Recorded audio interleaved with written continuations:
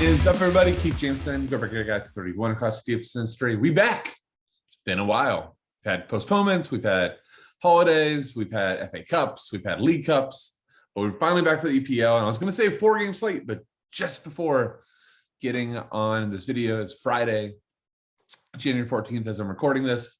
We had the Leicester and Burnley game postponed. So from 4 games down to 3. Condenses the picks, misses a couple easy plays in that Leicester game, but we still got some really good angles to take on this slate. So just a quick reminder before I get into the picks: like, subscribe, and comment to this video on the Made Media Network. Cannot thank the team here enough for letting me be a part of it and getting Soccer DFS some visibility out there. And if you want to find more of my content, check my site out, FSIDFS, on YouTube. You can also find us on Twitter. Then finally, if you are looking for this on the pod feed, or you don't like watching videos of a soccer guy talking about picks, totally get it.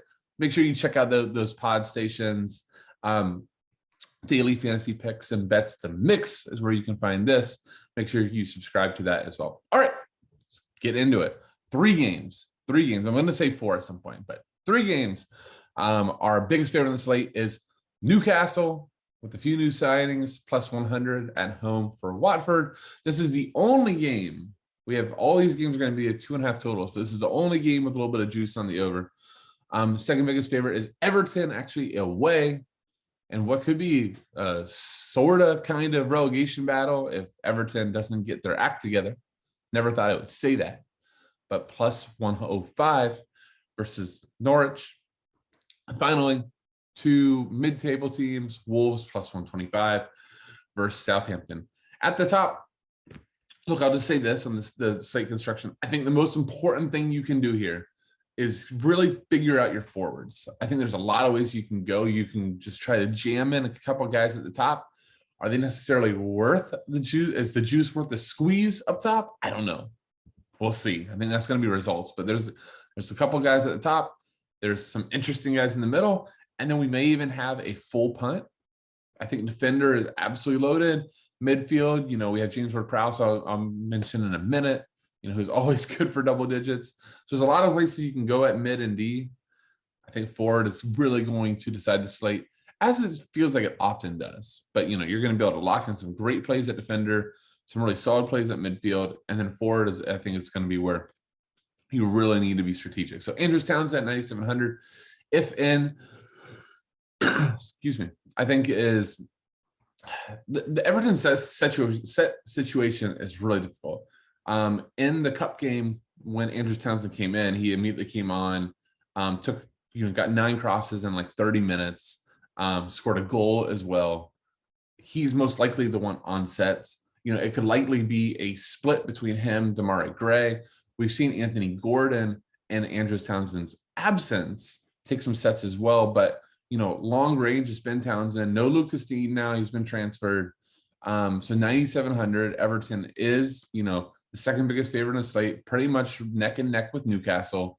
9,700 for a guy that shoots the ball a ton, draws fouls, and then we know Andrews Townsend and this system of Rafa Benitez crosses the ball a ton, especially if we see Dominic Calvert-Lewin in at striker. That's a really good target for him on his crosses. So I think, and it's a really good matchup versus Norwich. Norwich defensively, it's not great. It's much better under Dean Smith, but it's not great. So I do think that Andrews Townsend is probably the top overall forward on the slate. 9,700 is expensive. We'll have to see how well he fits. James Ward-Prowse, 9,500, I think is the best, just consistent floor. He scored midweek. I think versus Wolves is not the cleanest matchup ever. That's the one thing I will say about James Ward-Prowse here. Wolves has been a good defensive team that's getting better. Jose Sa is actually probably, I actually listed a goalie on there. This is a progression for me because I hate the position so much. But he leads the league in saves. It's been easily their best signing of the offseason. So Southampton going to Wolves is not my favorite at all. But all that being said, James Ward-Prowse just gets there always. Monopoly set pieces, PKs, free kicks, everything we want. I would have much rather had James Madison. All right. That game is no longer happening. So James Ward-Prowse to me just elevates himself up as the top midfielder on the slate. Milot Rashica, we're going to just do a huge drop down. I'll just mention one guy in between, did not make the list, but Richarlison, 7,100. If he's in, he is super, super interesting to me. He's not going to take set pieces, but a guy that, especially if he gets to play with Dominic Calvert-Lewin, so Richarlison can go out wide, loves taking guys on, draws a lot of fouls. You know, I think he's just like, I don't know. I just have a feeling if he plays, he's gonna have a big game. I think the quality of him, he's been out, you know, in and out of the lineup so much, but just the quality versus Norwich side, I just don't think they'll be able to handle him. So I would really like Richarlison if in, and we can see that he's healthy in terms of, you know, gonna likely play for 90. Milot Rashica, just a really, really slick play. You know, it was a really bad matchup versus West Ham in midweek. Split sets, got almost to double digits. You know, I don't even think he made 90 minutes.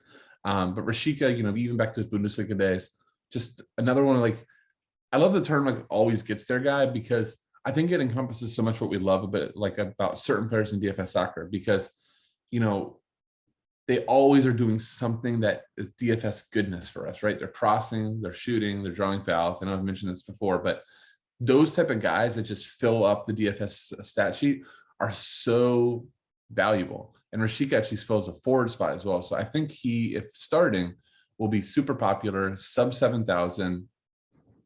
Everton, you know, as much as I was talking about like the pros of Everton, we have seen some very big negatives in Everton. The defense under Rafa Benitez was the one thing we thought would be good, has not been.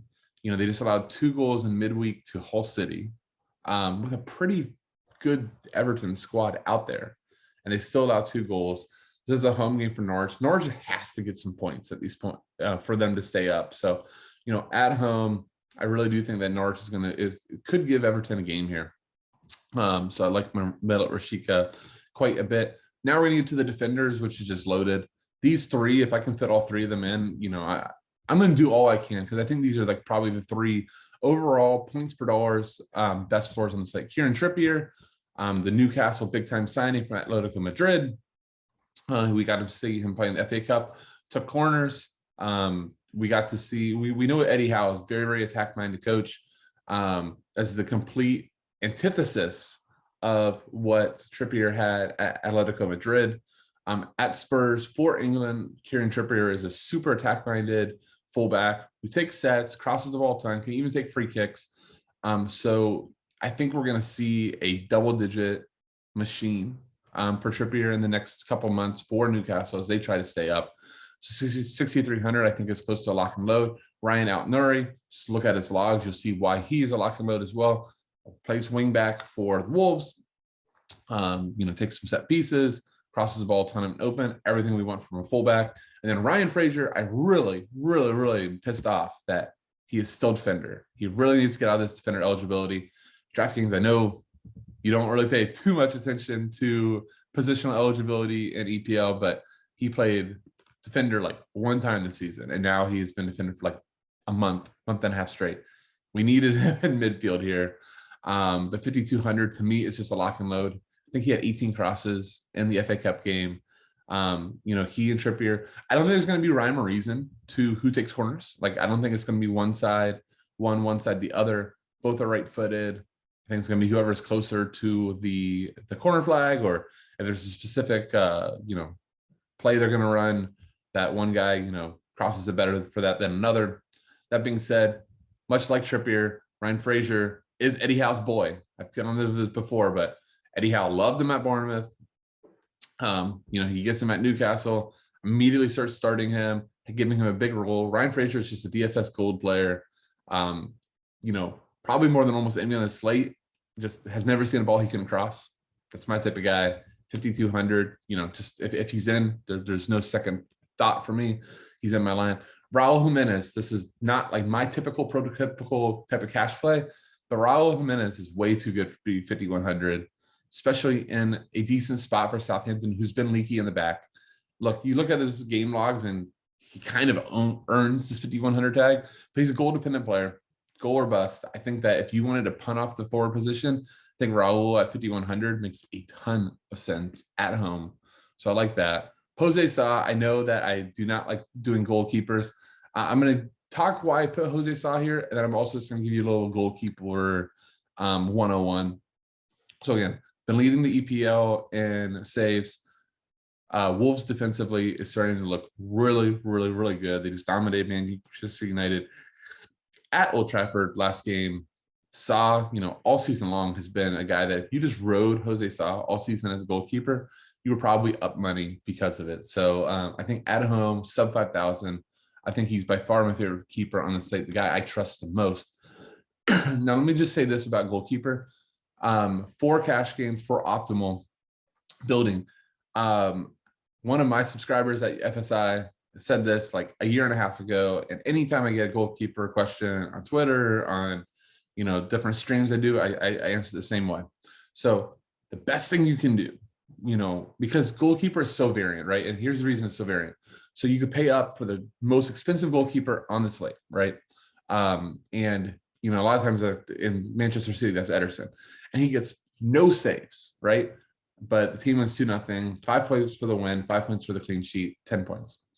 Now, the moment that he still gets no saves, but 1 goal gets conceded, he went from 10 to 3 DK.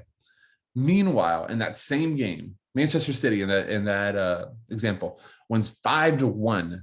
Ederson has no saves, gets the win bonus, 3 DK. The guy on the other side concedes 5 goals, but gets 10 saves. He got 10 points. 10 points, 20 points for the saves, -10 for all the goals conceded. And even if it was 5-0, those 2 goalkeepers got the same exact output, but one conceded 5 goals. You're like, what the heck? And the difference in price between them was $2,400 or $2,500. And you could have put that so much better use in the lineup. So what does all this mean? What I love to do, what I tell all people to do is start with the cheapest goalie on the slate playing. Plug him in, finish the rest of your lineup. And now if all of a sudden you're getting guys that you don't want, or you're spending up in a position, you're like, I really like this value guy. Now switch to that value guy. If you have extra money, switch goalkeeper, but see how it all looks with the cheapest possible goalkeeper and then adjust from there. All right, let's go to next, Trincao. I'm on my little Wolves run here. Trincao 4,600, split some sets with João Moutinho. If Ryan Outnori is in, I wouldn't be surprised if both of them take some. But Trincao on loan from Barcelona, very, very talented player. Sub 5,000 was just actually absolutely awesome versus United. Sub 5,000 in a plus spot, I think it's just a little bit too cheap. So I really do like him for value. And finally, for a forward punt, Ken Sema with Luza out for AFCON.